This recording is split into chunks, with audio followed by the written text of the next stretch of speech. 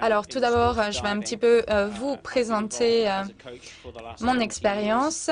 J'ai été entraîneur depuis 20 ans dans la discipline du plongeon dans un certain nombre de clubs et depuis 7 ans, je travaille pour la fédération. Donc moi, ma spécialité, c'est la détection des talents, la préparation technique, notamment la planification et le travail avec les entraîneurs pour la préparation à long terme et également la formation des formateurs travaillant avec l'équipe nationale.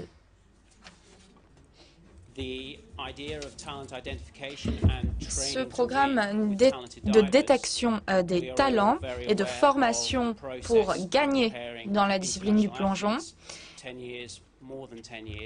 Alors, ça va être un petit peu difficile de vous expliquer ces 10 années d'histoire de ce programme en tout juste 30 minutes. Mais je ferai de mon mieux. Et bien entendu, je vais me concentrer sur ce qui, pour moi, constitue les fondamentaux de ce programme. Détection des talents. Cela peut commencer très tôt, comme vous pouvez le voir sur cette photo. Ici, on voit un plongeur donc britannique, Antonio Ali, très connu. Et là, il a déjà commencé la préparation de sa fille. D'ailleurs, dès sa sortie du ventre de sa maman.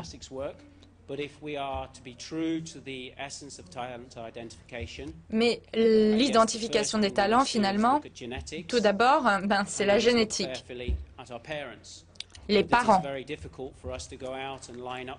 Mais pour nous, il est extrêmement difficile d'aller sélectionner des adultes dans la rue et de leur demander « Bon, alors, vos enfants, où est-ce qu'ils sont? J'aimerais bien les entraîner. » Et puis, comme on le sait dans la vie moderne, les adultes ou les parents qui sont avec des enfants ne sont pas nécessairement les parents biologiques des enfants. Donc nous, au cours des 8 dernières années, on a mis en place un projet de détection des talents à l'échelle nationale avec l'école, avec les écoles. Donc nous, notre point d'ancrage principal, ce sont les écoles. Nous avons bien évidemment 4 centres nationaux, ainsi qu'un certain nombre de clubs tout à fait solides. Mais nous travaillons prioritairement avec les écoles tout au long de l'année. Nous organisons un certain nombre de tests pour détecter et identifier les talents.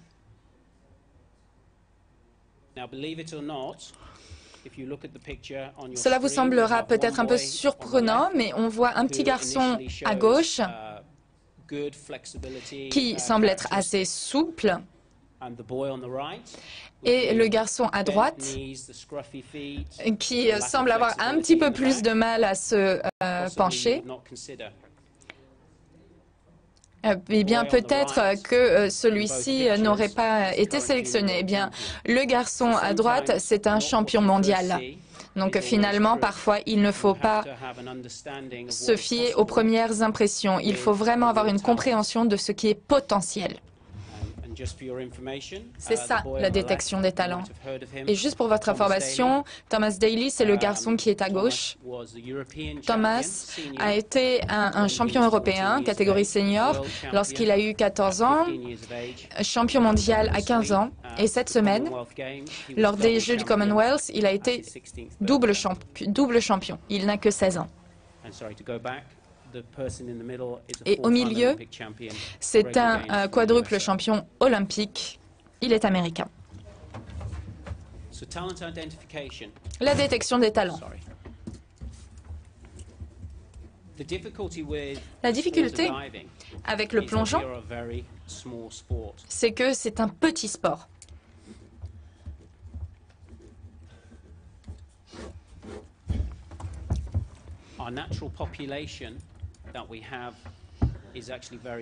Notre population naturelle est extrêmement limitée. Mais il y a un certain nombre de sports qui sont plus ou moins en lien direct avec nous et qui sont bien plus populaires auprès des jeunes. Malheureusement, en Angleterre, 90% des jeunes garçons veulent devenir des stars du football et rêvent de jouer dans l'équipe nationale ou dans des grands clubs.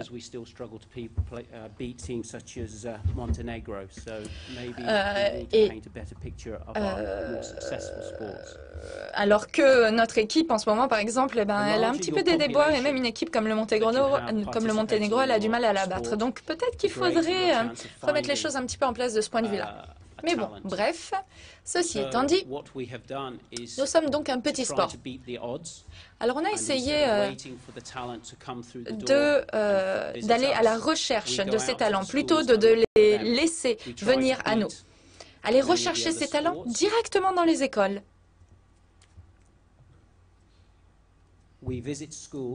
Nous nous rendons dans les écoles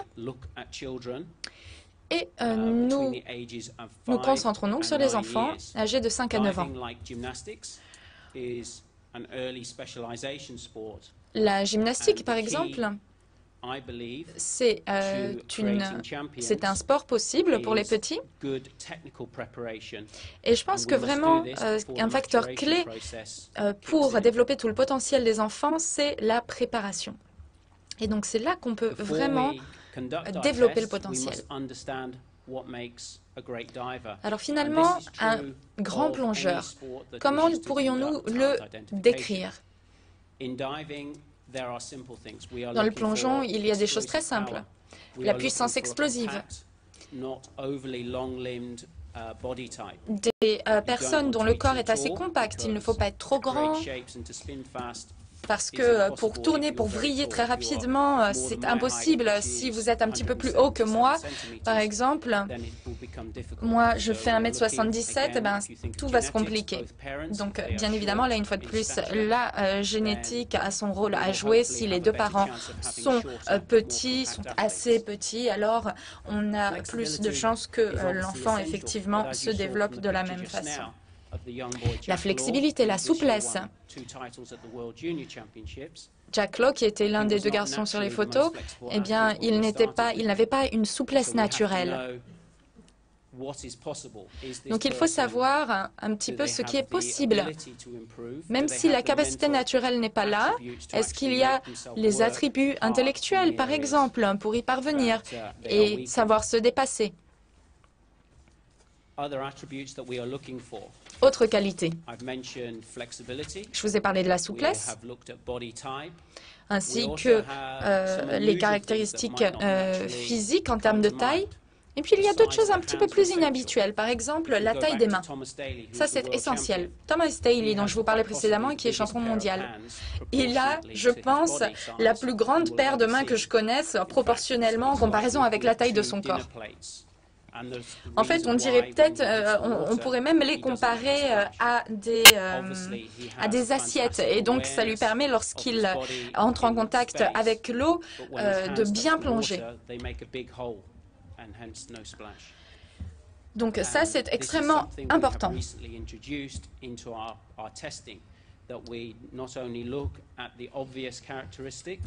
Donc, il y a des caractéristiques tout à fait évidentes qui viennent à l'esprit immédiatement, telles que la souplesse ou la taille, mais il y a également d'autres petits facteurs que nous prenons en compte. Et donc, la taille des mains, et ça, c'est quelque chose que les Chinois font depuis un certain nombre de mains, comparé à la taille de la tête. Parce que si la taille des mains est bien plus importante que la circonférence de la tête, alors il y aura un finish de plongeon qui sera bien plus esthétique et ça permet de vraiment remporter des points dans le sport. Le plongeon, finalement, ça n'est pas un sport vers lequel les enfants se dirigent naturellement. Et donc, on essaye vraiment, pour les intéresser, de rendre ce sport attractif. Donc, lorsque nous allons dans les écoles, nous organisons des jeux ludiques, nous organisons des activités ludiques. Et au début, lorsque nous avions lancé ce programme de détection des talents, eh bien, nous avions une approche assez scientifique dans nos tests, mais en fait, cela crée une expérience négative pour les enfants, parce que bon, quand on pense, mettons, à une classe typique, ben, en général, les petits-enfants, donc, ils ne sont pas vraiment souples. Ils ont du mal à bien réussir le test qu'on leur fera passer. Donc, il y a 3 ans, nous avons décidé de changer d'optique et nous avons décidé de rendre ces tests ludiques. On a demandé aux entraîneurs, à ce moment-là, de détecter, de choisir, sélectionner les 5% les plus forts dans chaque classe. Et ensuite, le côté scientifique de la chose intervient à l'étape suivante. Mais dans un premier temps, c'est ludique. Comme je vous le disais, donc, la souplesse, c'est fondamental. Et également, nous mesurons la longueur des jambes, des bras, également la taille des mains, comme je vous le disais, la mobilité, la puissance des jambes, la vitesse. Voici quelques-uns des facteurs que nous prenons en compte. De plus, nous essayons de voir la vitesse, la rapidité d'apprentissage de l'enfant. Donc finalement, on a des tests statiques, mais également de coordination et de mouvement pour voir l'équilibre, tester l'équilibre, l'explosivité. Est-ce qu'ils parviennent à bien se remémorer une série de mouvements et à les répéter après juste 1 ou 2 fois? Donc on voit que plusieurs éléments se combinent. Le côté scientifique, un bon entraînement et également ce petit truc en plus. Et les trois, ces 3 facteurs sont présents, ce sont des médailles et peut-être même beaucoup. L'entraîneur. Personnellement, l'un des piliers de l'entraînement, de l'expérience de l'entraînement, c'est le premier entraîneur. Vous aurez beau dépenser autant d'argent que vous voulez dans la détection des talents, si les entraîneurs, les premiers entraîneurs notamment, sont moyens, eh bien, tout cela aura été en vain. Donc, une fois le talent identifié, nous nous assurons que le meilleur entraîneur possible, depuis le premier jour, leur est assigné. Thomas Daly, par exemple, lorsque nous l'avions trouvé, il prenait des leçons de plongeon dans un club, mais finalement, c'est l'entraîneur qui est allé dans son école, qui a dit « Écoutez, il faut vraiment qu'on revoie ce garçon, parce que son entraîneur actuel a dit que cet enfant ne réussirait jamais dans le plongeon. »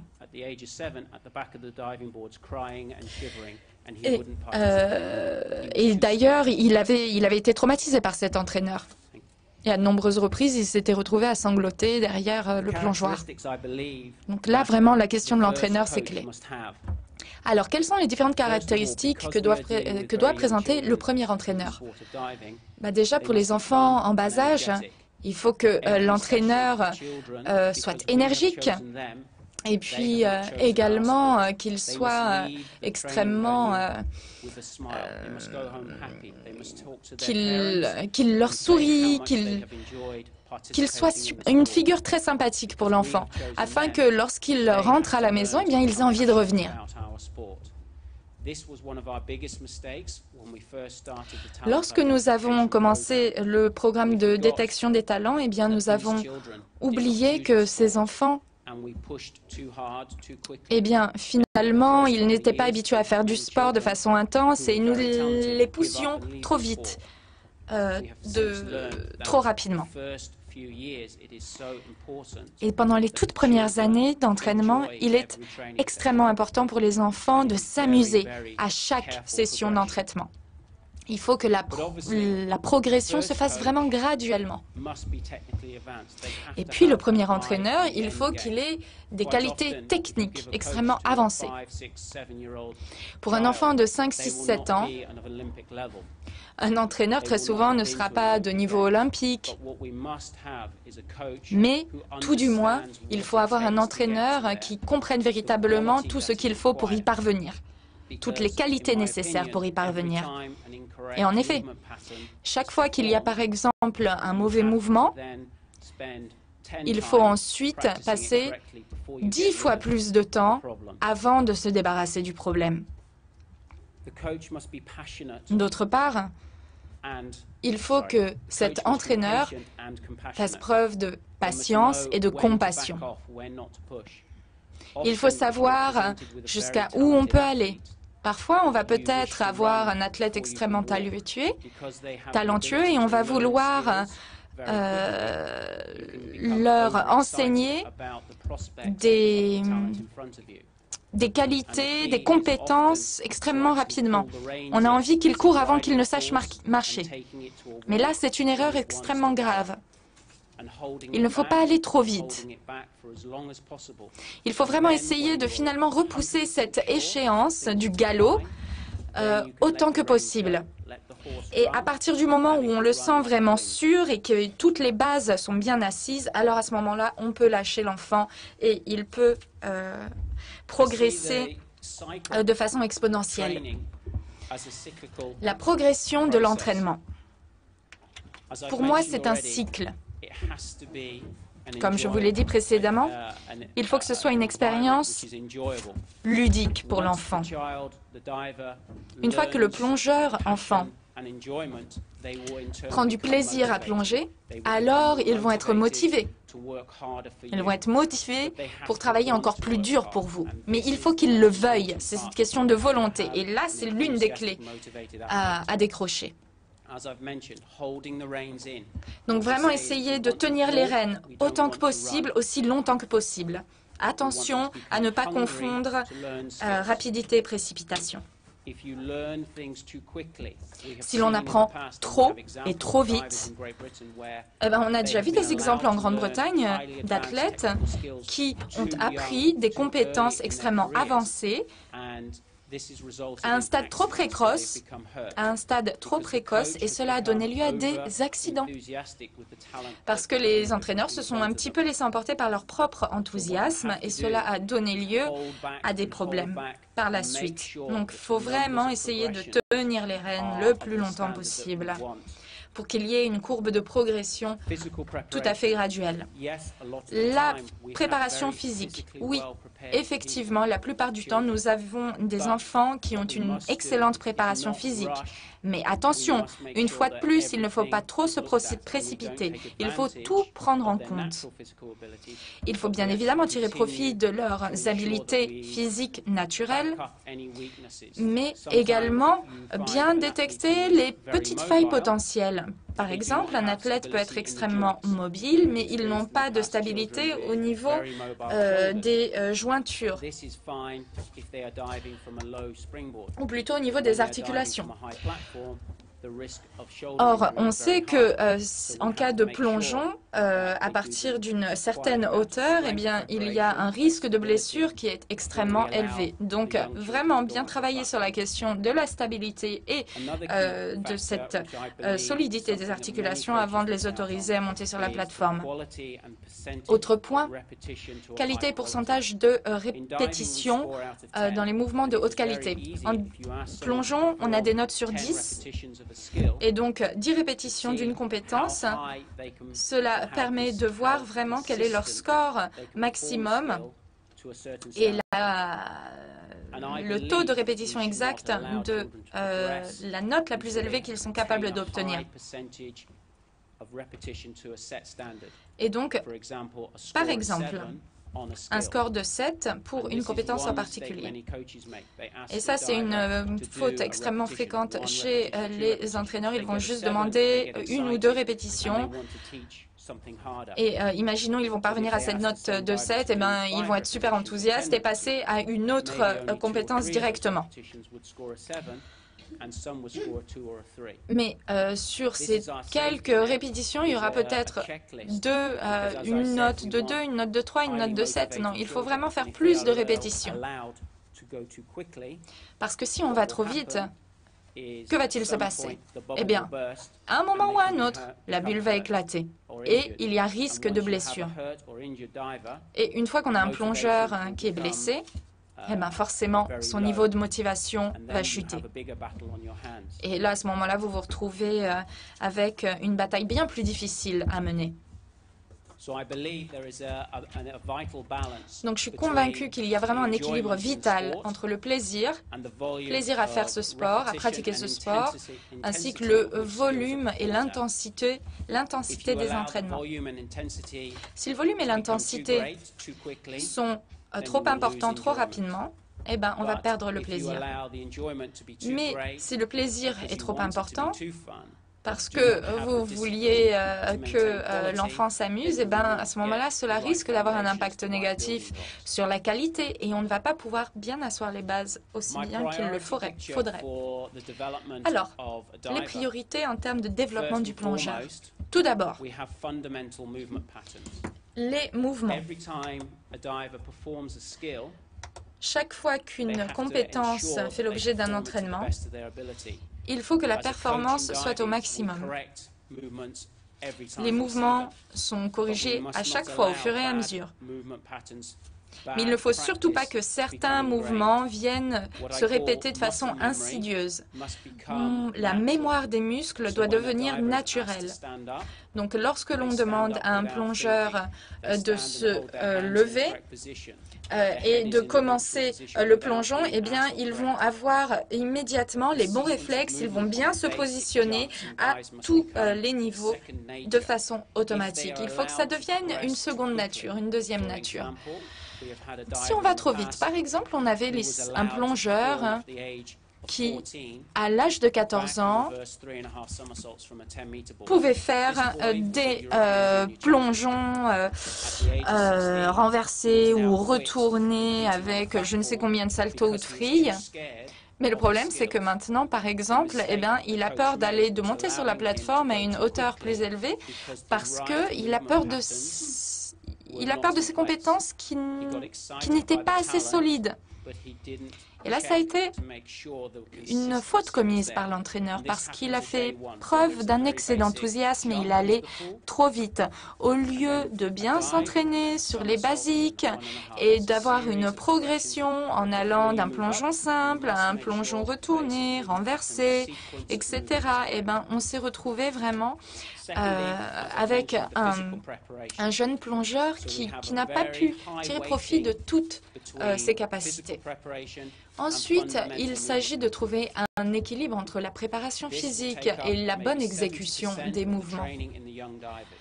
Pour les jeunes plongeurs, cela représente 70% de l'entraînement. Ensuite, le développement technique, il intervient par la suite. Il ne faut pas aller trop vite. Vraiment, ça, c'est un point que je tiens à répéter. Puis, une fois que tout est en place, c'est-à-dire la préparation physique, eh bien, on peut développer l'utilisation du tremplin, etc.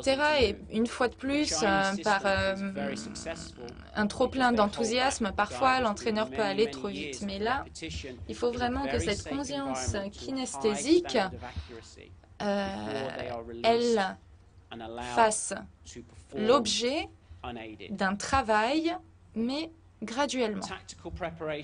Préparation tactique. Alors ça, c'est quand on entre en compétition. C'est extrêmement important, mais c'est moins important, bien évidemment, dans les toutes premières années. Je vais vous donner un exemple un petit peu plus tard de la façon dont une préparation tactique peut permettre d'obtenir les résultats désirés. Et puis ensuite, le style de vie, le mode de vie. Parce qu'il y a bien un grand nombre d'éléments à prendre en compte. Ces enfants, ils ont une vie, ils ont des amis, des familles, etc. Donc, trouver un certain équilibre de ce point de vue-là peut leur permettre de parvenir à la réussite. Si cet équilibre n'est pas respecté, parfois cela peut avoir un impact négatif sur la performance. Et enfin, la compétition. Au tout début, la compétition, c'est l'élément le moins important. Avoir des résultats tout le temps, ça n'est pas nécessairement la même chose, surtout dans les toutes premières années. Avoir un objectif, c'est plus important. Jack Law, le plongeur qui a remporté 2 médailles mondiales cette année, sa saison de compétition a été extrêmement longue et extrêmement remplie. 3 domaines différents. Tout d'abord, les compétitions à bas niveau, les compétitions à haut niveau et les compétitions cibles. Les compétitions à bas niveau ont permis de tester de nouvelles compétences. Cela permettait aux plongeurs de passer en revue différentes options tactiques dans un environnement qui créait peu de stress, qui était peu anxiogène. Ça, ce sont des compétitions donc juste à l'échelle nationale. Ensuite, il y a eu un certain nombre de compétitions à haut niveau. Il s'agissait de compétitions où nous n'avions absolument aucune attente en termes de résultats. C'était uniquement dans le but de mettre Jack dans des conditions de stress. On a commencé avec les championnats du Royaume-Uni et il a été numéro 3. Du haut de ses 15 ans.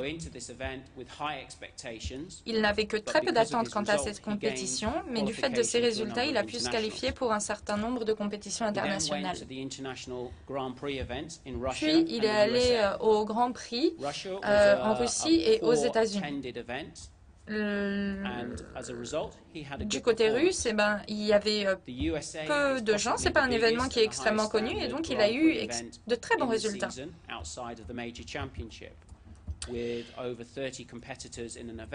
Et alors qu'aux États-Unis, il y avait bien plus de participants, 30 rivaux au total, et donc ces résultats en ont pâti.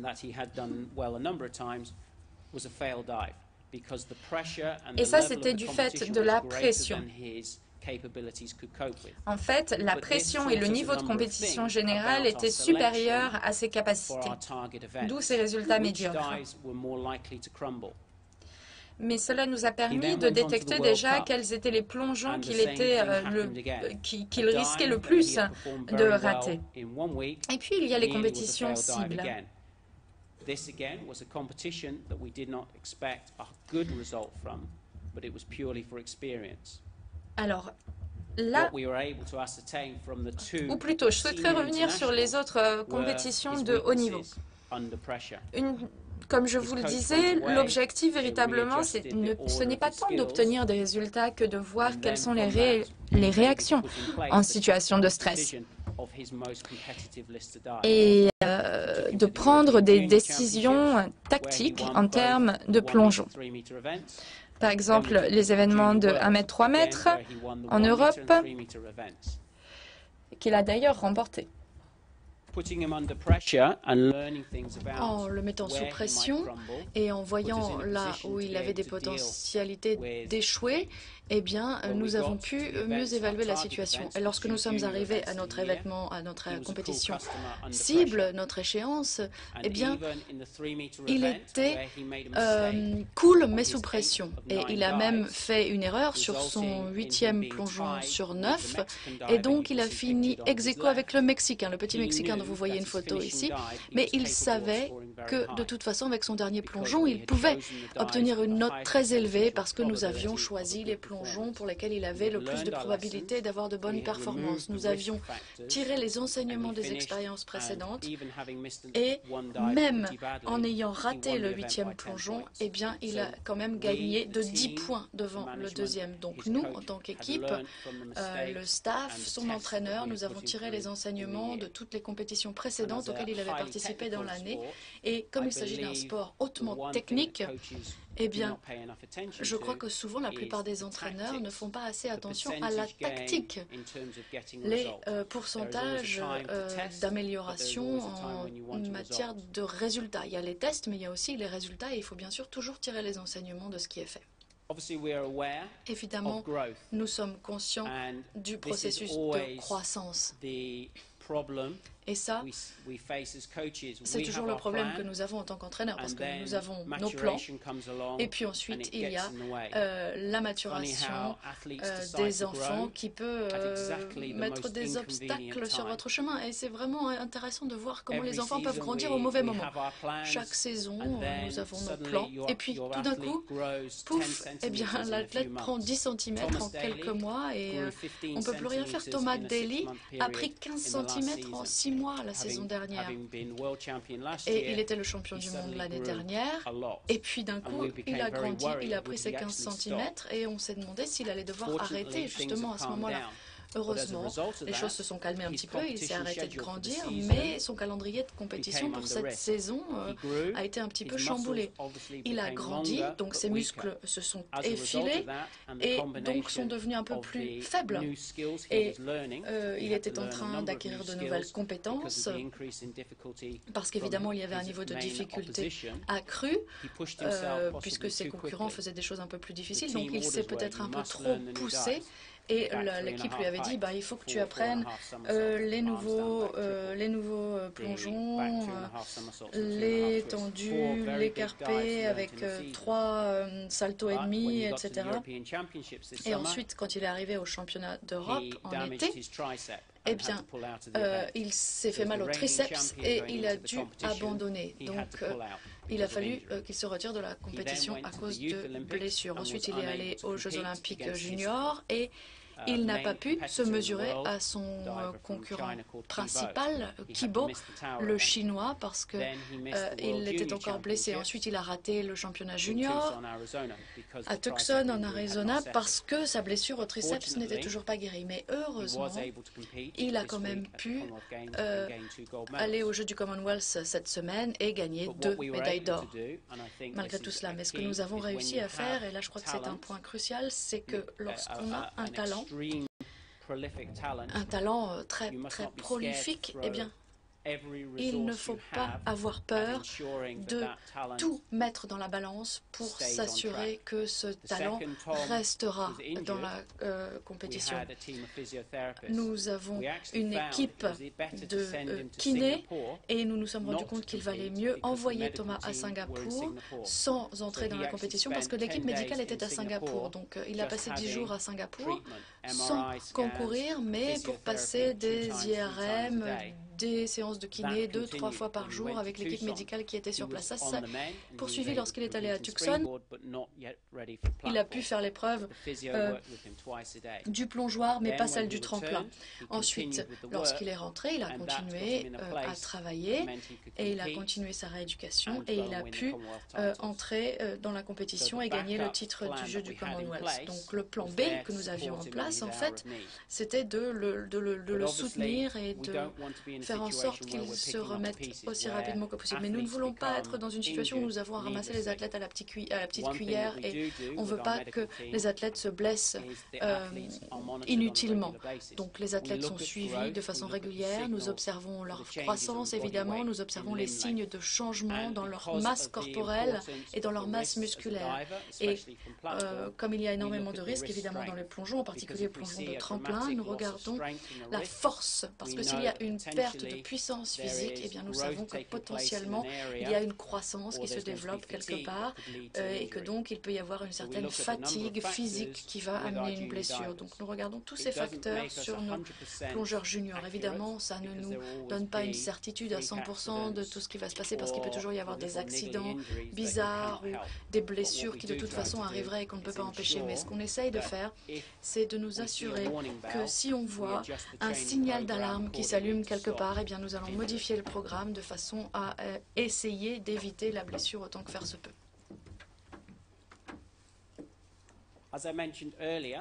Comme je l'ai dit précédemment, le style de vie et surtout un style de vie équilibré est un facteur très important. D'un côté, vous avez tout ce temps passé en compétition, l'entraînement, etc. Donc parfois, il y a de l'entraînement avant l'école, après l'école, etc. Il y a toujours énormément de pression, étant donné le nombre de compétitions. Mais d'un autre côté, lorsque je discute avec mes athlètes, je m'aperçois que très souvent, en particulier chez les jeunes, ils veulent passer plus de temps avec leurs amis, ils veulent avoir plus de temps pour travailler à l'école, ils ont des examens l'année prochaine, etc., pour lesquels ils veulent se préparer. Et ils me disent, j'ai des examens l'année prochaine, j'ai pas de temps pour aller aux compétitions sportives. Donc il faut nous assurer que nous sommes toujours au courant des autres pressions qui pèsent sur ces enfants. Et parfois, il faut lâcher du lest, en particulier chez les plus jeunes, parce qu'on ne veut pas qu'ils se retirent de la compétition complètement. Parfois, il faut donner un peu de mou pour pouvoir ensuite arriver à nos fins. Autre chose importante que nous faisons tous les ans, c'est l'entretien annuel. Donc nous nous asseyons avec l'entraîneur, l'athlète pour chaque plongeur, mais aussi pour les plus jeunes, nous incluons les parents à cet entretien annuel pour nous assurer qu'ils sont tout à fait conscients de ce que nous voulons faire et pour nous assurer de leur soutien. Parce qu'évidemment, si les parents ne savent pas ce que nous voulons faire, eh bien, ils ne pourront pas aller dans notre direction.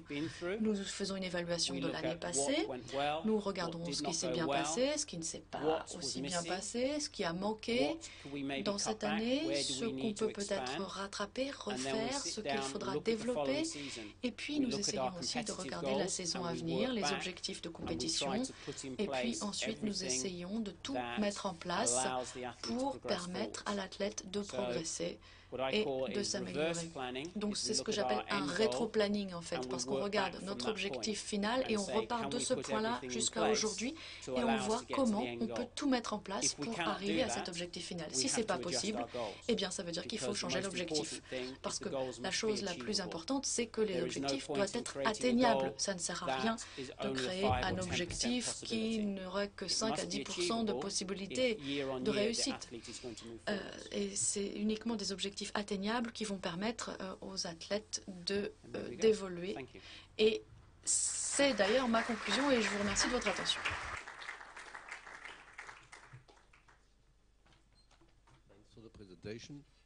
Merci pour cette présentation. Questions? Salle, Gilles, tu en as sûrement.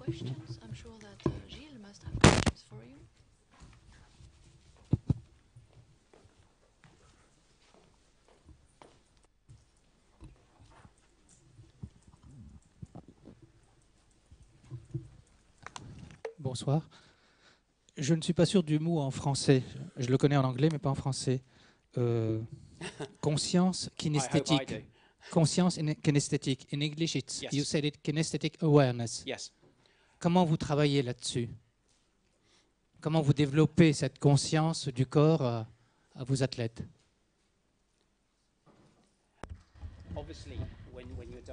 Bien, évidemment, lorsqu'on plonge, il y a le moment de l'envol et selon le plongeoir ou le tremplin, on a un certain temps dans l'air pour pouvoir effectuer les rotations et les vrilles.